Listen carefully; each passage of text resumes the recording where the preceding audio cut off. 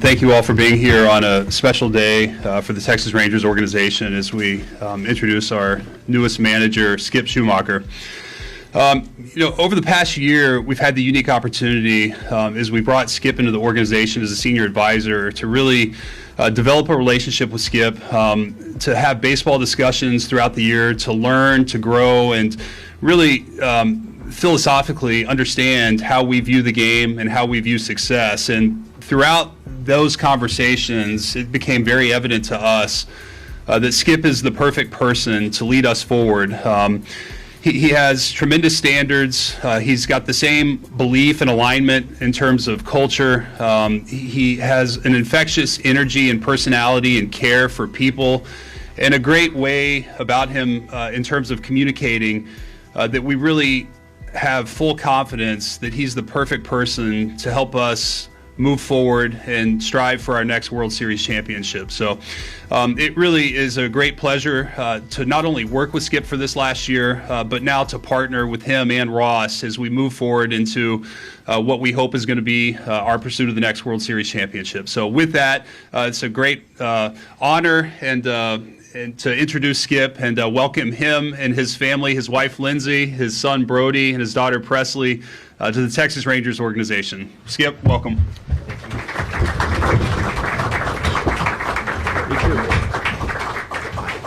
Sir.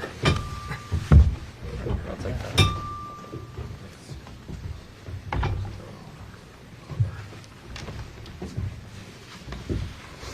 Good number, man. Congratulations, man. Yeah. Thank you. A few photos here real quick. Should I stand up on this chair? Back middle there too.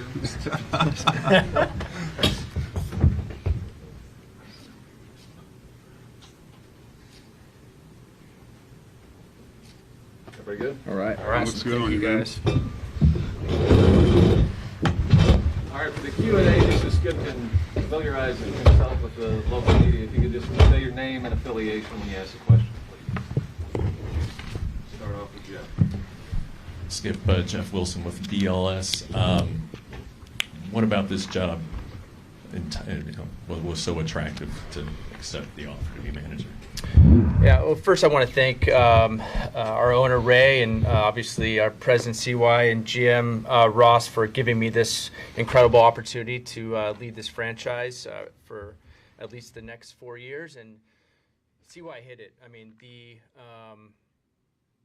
unique opportunity to really learn an organization for a full year just doesn't happen.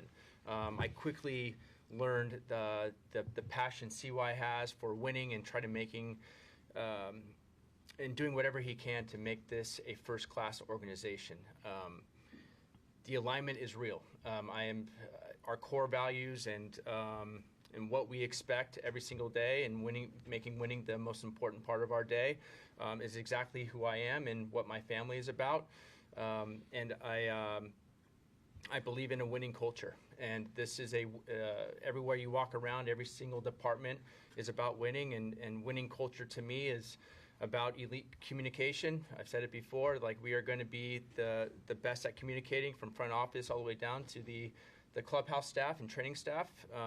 We are absolutely aligned with what we think winning looks like and giving our best every single day, wherever we're at. It doesn't matter, how much we can give, but we're going to give everything we can for that day to win.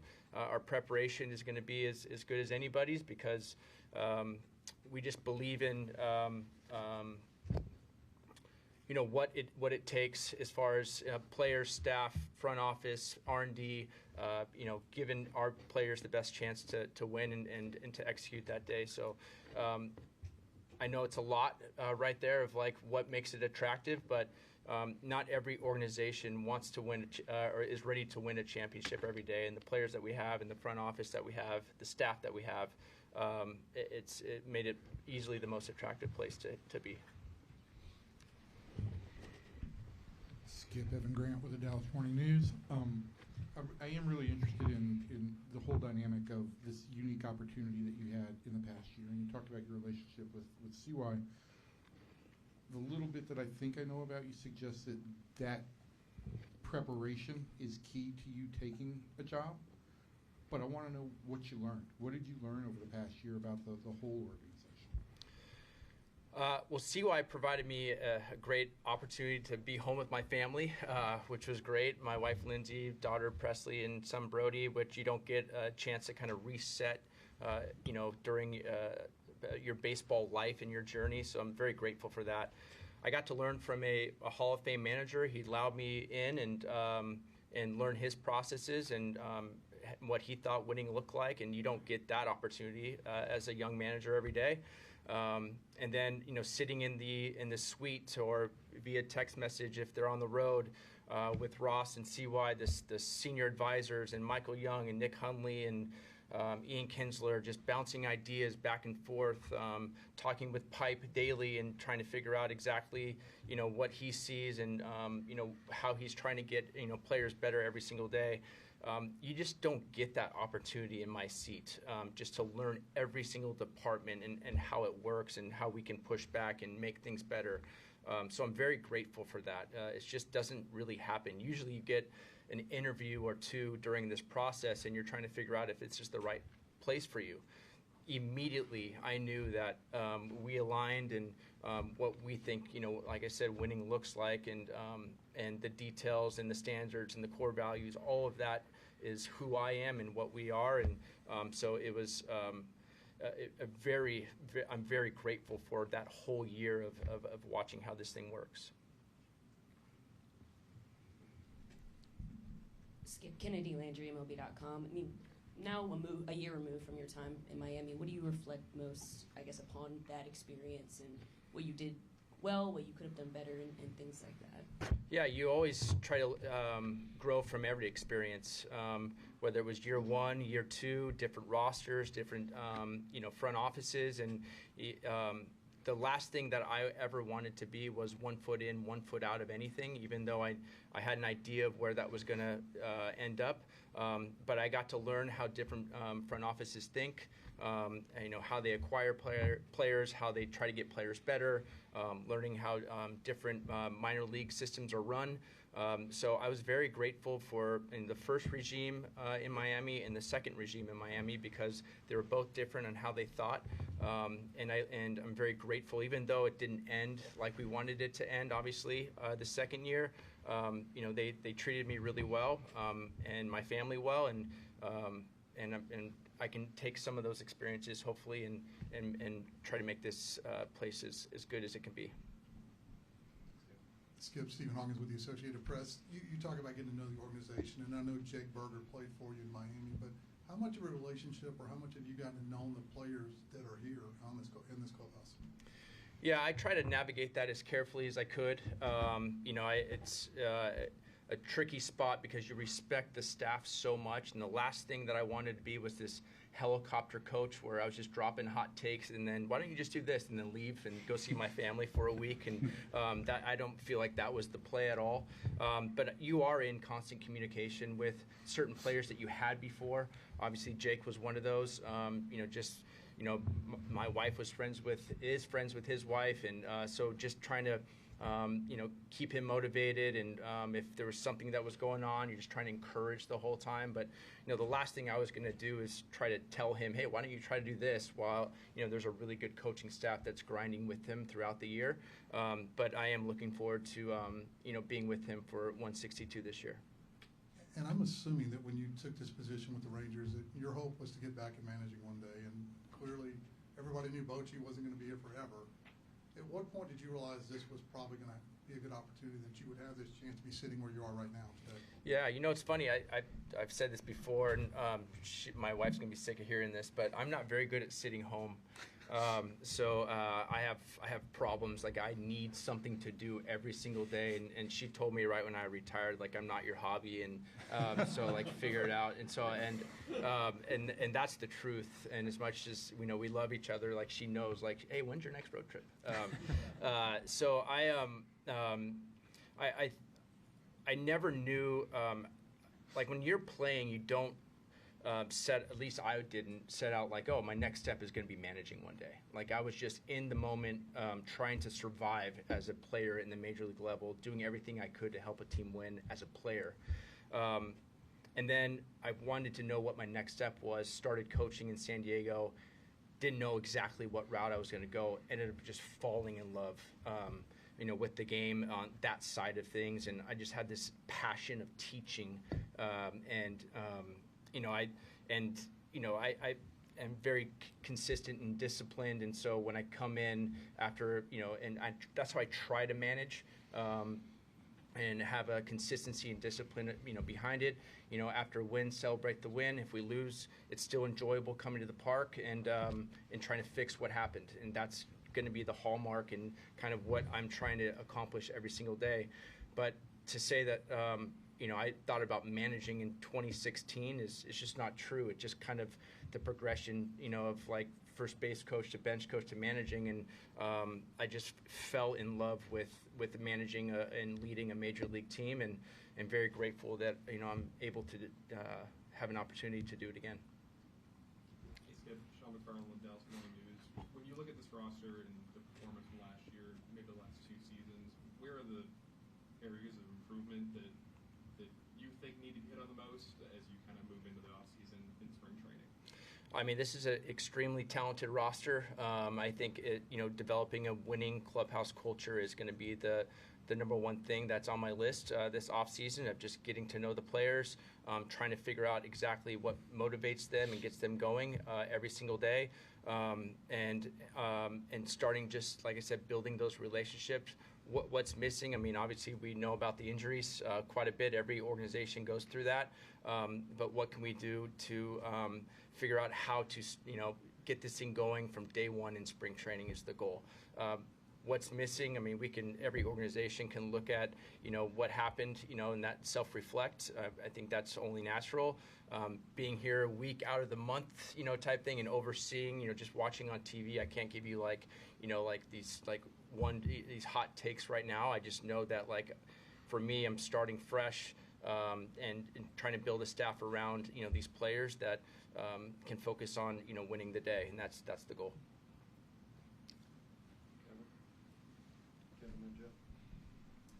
Kevin Sherrington, Dallas Morning News. This is an unusual situation. You've been here with Bruce at the same time, and I wonder you touched on that a little bit, but what that relationship was like, if there was anything that he said to you that stood out that you recall, and what do you think of him as a manager? Yeah, I was lucky enough to have known Bruce for a number of years. We go on vacations together every now and then in Jackson Hole, Wyoming, with a bunch of different managers. And right when I got the job here, when CY and Ross offered, he called me and said, "I can't wait to learn from you." That just shows you what kind of guy he is, because he wasn't going to learn anything from me, right? There's just no way. But it just shows you what kind of leader he was, and that just broke the ice. It made me feel comfortable. He let me come in on meetings. We were texting, throughout the season every now and then. So I'm very grateful for how he went about this and allowed me to learn from him. Which I've been around a lot of rookie managers in my career. That's how this thing started. I was a bench coach for a rookie manager. I was a first base coach for a rookie manager. And then I was a bench coach again for another rookie manager in St. Louis. So that's how a lot of guys I've been around. So to have this experience was unique, but I'm very, very grateful for it. Jeff Cole with Fox Sports. Skip, congratulations. CY, curious, when Skip became available after he left Miami, what do you remember about how much you wanted him and that process for getting him in there? Yeah, it's a great question because Skip and I really didn't have a pre-existing relationship before last year. We played against each other. I knew his reputation as a player, and it was, I think, comparable in terms of we weren't the most talented, but we had extended major league careers because we had to do things the right way. We had to grind and really fight for every day we got in the big leagues. And so there was just a respect that I had for him before I even knew him. And then I think it was it 2023 in Miami you were managing, and went up and introduced myself on field, and actually we were in training camp in the end of my career in San Diego together, so I knew him just a little bit. And then in 2023, we struck up a conversation on the field in Miami, and just talked baseball philosophy. And I really enjoyed the conversation. I came away with a great impression. It matched sort of what I knew about the person and the success of his playing career. And then last year, when he became available and he turned down a couple interviews, I thought this could be a great opportunity to bring him into the organization. We had lost Will Venable, and felt like, getting Skip in here and learning from him, he's going to have opportunity throughout baseball. I knew that this year there were going to be jobs for him available, and so let's come in and learn from him and grow. And one thing has led to the next, and here we are, and really excited to work with him. And with Bochy, you had said the other week that you hoped that maybe he would stay around in a different capacity. Is there still hope for that? And Skip, if not, do you feel like you could still lean on Bochy? Yeah, 100%. Would welcome Boch back in a senior advisor role with open arms. Absolutely have the most respect and love for Boch, and there are a number of ways that he will continue to make this organization better, but he's earned the right to do whatever he wants, if he wants to manage or if he wants to stay at home, or if I'm sure is going to have opportunities with other organizations. But in my opinion, I view him as a Ranger, and I would love to have him here, and but very respectful of his decision at this point in his life. Absolutely would love to have him back, yes. Hey, Skip, John Radigan, DLLS. So you mentioned how much respect you had for the staff and the grinding they were doing. Have you had enough time to sort of analyze your feelings about them and/or what their futures hold with the organization? Yeah, of course. The front office and I have talked the last week or so since I got this job, and trying to figure out and navigate exactly what we want to do. And we've had conversations with some staff members already, and trying to figure out exactly the route we want to go. And yeah, all really good guys, pros in there, and looking forward to continuing those conversations. It's tricky right now, obviously, because we're in those conversations, involved in those conversations. But yeah, I expect to have a couple of those guys back for sure. And why'd you choose 55? Any reason? We were just actually talking about that. So a couple things. Oral Hershiser, when I was a young kid, I met him. My dad and I met him at I don't want to say a bar, but it was like a restaurant, and he was gracious enough to, after he was done eating, my dad said, "Okay, go up and ask for an autograph." I did. I had a glove that had Oral Hershiser autograph in there. Like it was not his real one, but like a printed one. Oral picked me up, wrote to a future Dodger. Him and Tommy Lasorda actually to a future Dodger. Oral Hershiser and Tommy Lasorda. I have those in my office back at home, and then so it just felt natural to wear 55 because it made such an impact on me as a kid. And then fast forward, I got to play for the Dodgers. Oral was there, so for full circle, it was a pretty cool story. Yeah.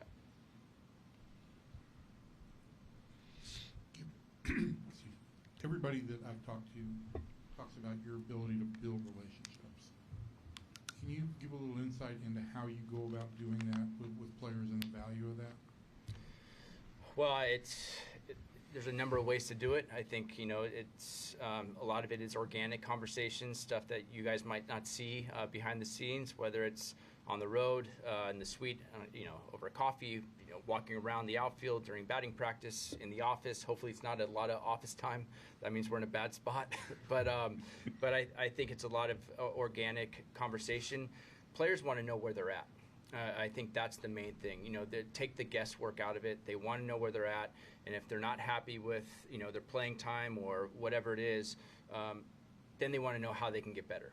And I think having those conversations and some difficult conversations, obviously, is what we're willing to do and what I want to do, because then they can find ways to get better. And I think it's important for our staff to be aligned with that and not sugarcoat anything. When I was a player, it was the same way. I just wanted to know how I could play more or what it would take to help us win, a game or a World Series. And I think that's super important in building those relationships, because then you have that trust factor. You know, you're not again sugarcoating anything. And you know, even the greatest players, the best players, I've been around, you know, future Hall of Fame players, either coached or played with. There's some in that clubhouse right now. Those players don't feel like they've arrived. They're still coming, right? They are still going, and they want to evolve. They want to get better, and they're just not happy. Typically, the best players aren't happy with just where they're at.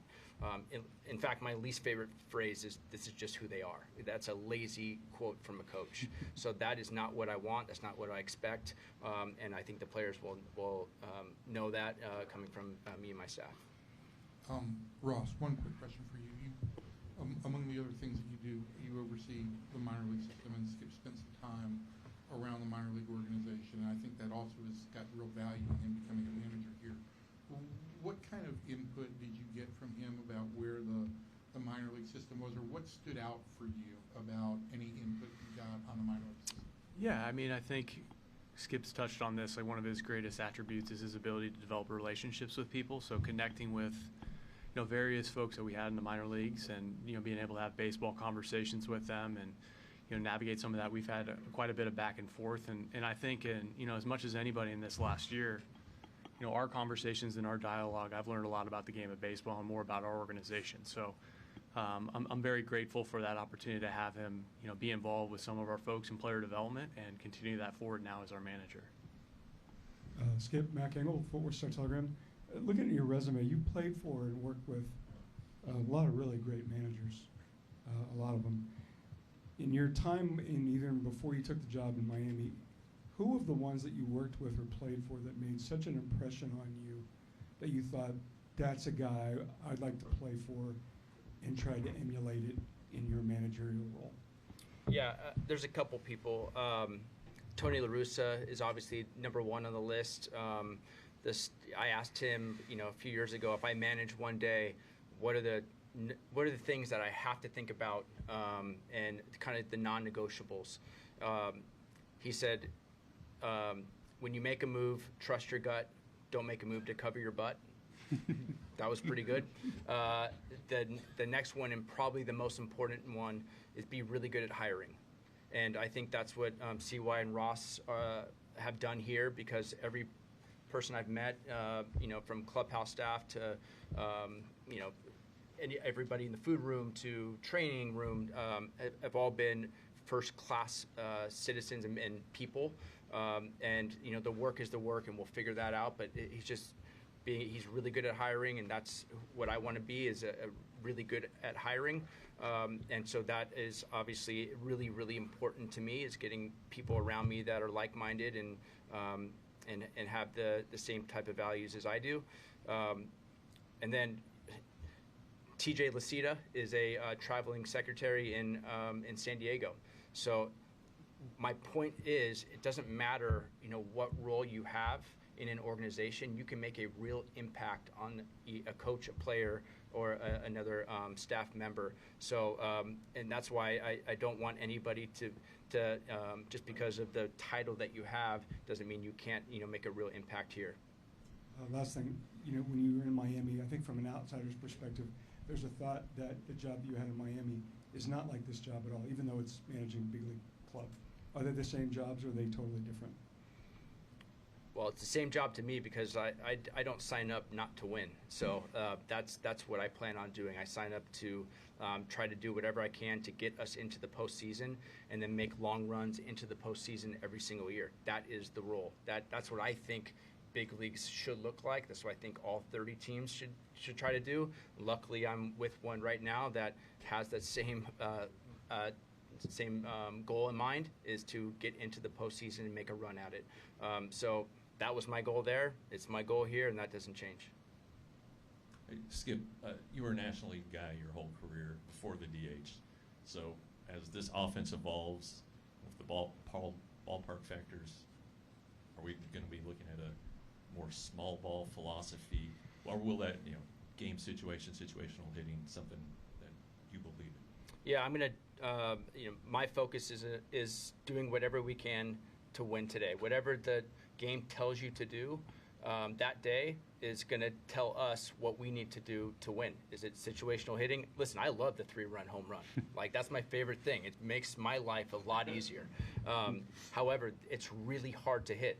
So you have to do the little things sometimes to help win games. You have to win on the margins. The base running helps you win games because that helps you score runs. I'm guessing our hitting coach would love base running to be a strength of ours because that equates to runs. I'm guessing that our defense is going to be pretty elite again. I'm guessing our pitching is going to be pretty elite again. But getting guys to understand doing whatever it takes today to help us win a game is the goal on the offensive side. So the last thing I want to do is hear about the ballpark and the complaining type of culture in a cage or in a clubhouse. We know where we're playing, and that's okay. Let's try to figure out ways to take advantage of our ballpark here.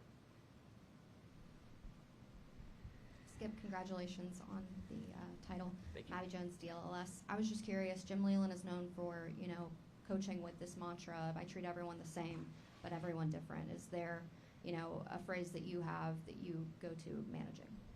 I don't know if it's a phrase. I've mentioned CAPE is kind of what I believe a winning culture is, and that's communication, alignment, preparation, execution. So everybody talks about winning culture, but no one can define it. That's kind of what I believe it is, and you can't have one without the other and expect to win. And I believe it's in that order as well as the communication, alignment, preparation, execution. As far as the coaching everybody different, yeah, everyone's motivated in different ways. Some are motivated by money, some are motivated by winning, some are motivated by what they can do for their family. If it's whatever it is, they're here because their family's here. I don't know what each one's motivation is, but I do know that if you are only playing through motivation, you're going to be super inconsistent and have these peaks and valleys.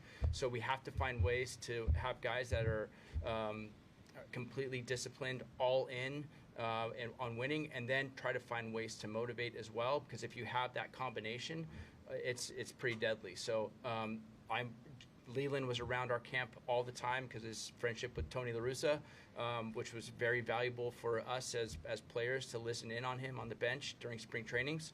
And so I completely agree with that statement. I don't have what Leland has right there, but I do believe in CAPE and what winning cultures look like.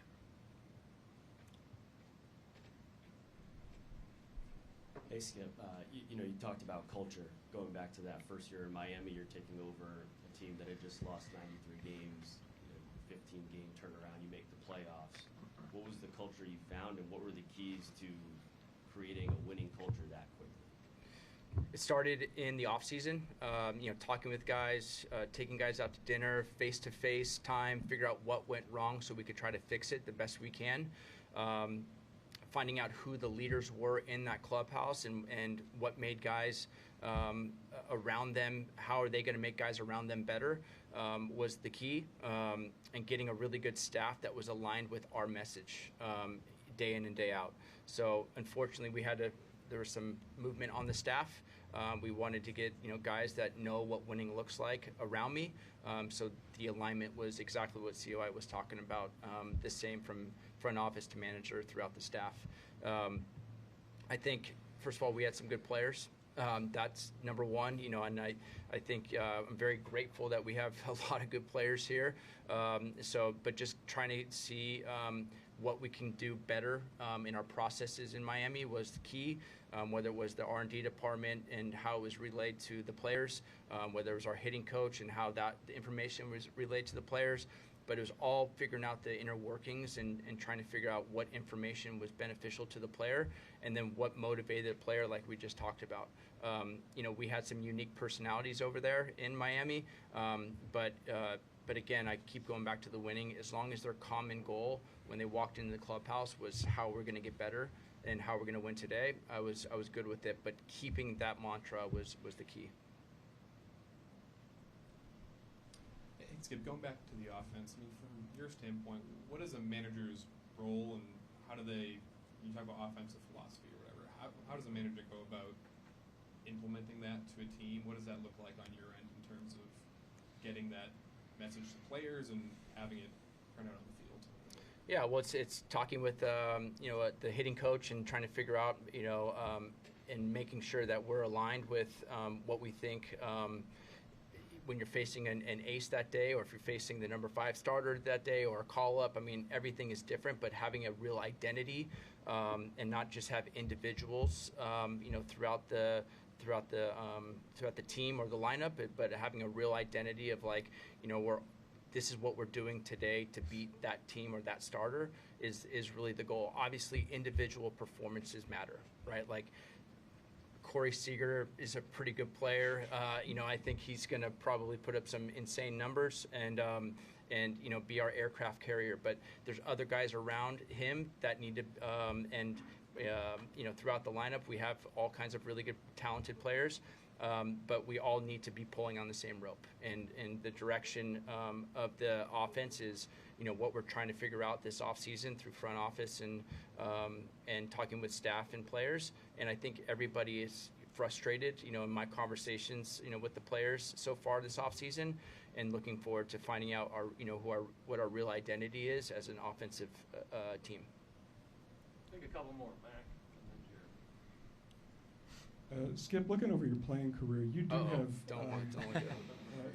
Don't look too hard in deep in those. Are you aware of your playing career's cross section with a significant moment in this franchise's history? I am aware. That was a special moment for our family. Probably not as special for here, for Texas Rangers.